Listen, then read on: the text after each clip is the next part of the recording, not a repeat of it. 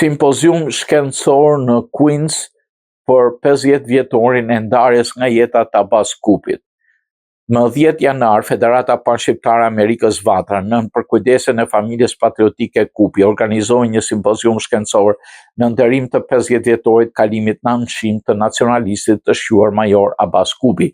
Aktiviteti mblodhi shoqatat kryesore patriotike të mërgatës shqiptare në Shtetet Bashkuara, studiues vatran dhe përfaqësues të komunitetit, të cilët vlerësuan figurën historike të një prej personaliteteve më të rëndësishme në rezistencën kombëtare.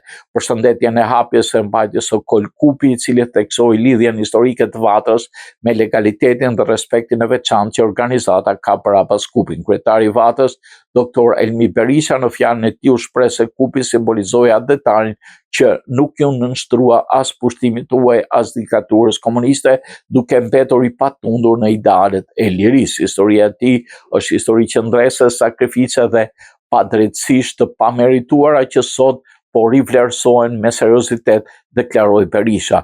Mes kontesave të shumta, profesor Nikola Pano theksoi domosdoshmërinë e korrigjimit të shtrembërimeve historiografike të periudhës komuniste që synuan denigrimin e figurës së Kupit.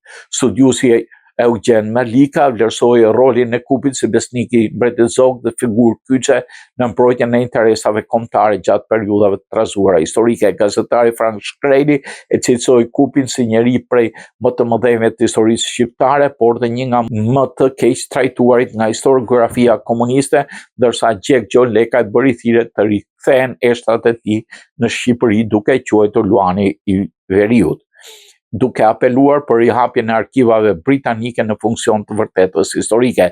Historiani profesor Roland Gjini foli në vëmendje rolin e Kupit në qendresën antifashiste në 7 prill, duke theksuar se ende sot roli i tij nuk është vlerësuar mjaftueshëm. Në sesionet e tjera u paraqiten analizat e profesor Feyzullah Berishës, profesor asistent Dr. Bernard Zotaj, profesor asistent Dr. Gzim Mustafaj, Dr. Paulin Marku, të cilët shtjelluan veprimtarinë e Kupit në luftë, rolin luftarak, kontributin, legalitet, angazhimin e tij politik në mërkim, veçanërisht në SBA, ku ai vazhdoi luftën kundër komunizmit në ditën e fundit, ndërsa editori Sokol Paja bëri një pasqyrë të përkujtimoreve të Kupit në faqet e gazetës së Vatrës Dielli.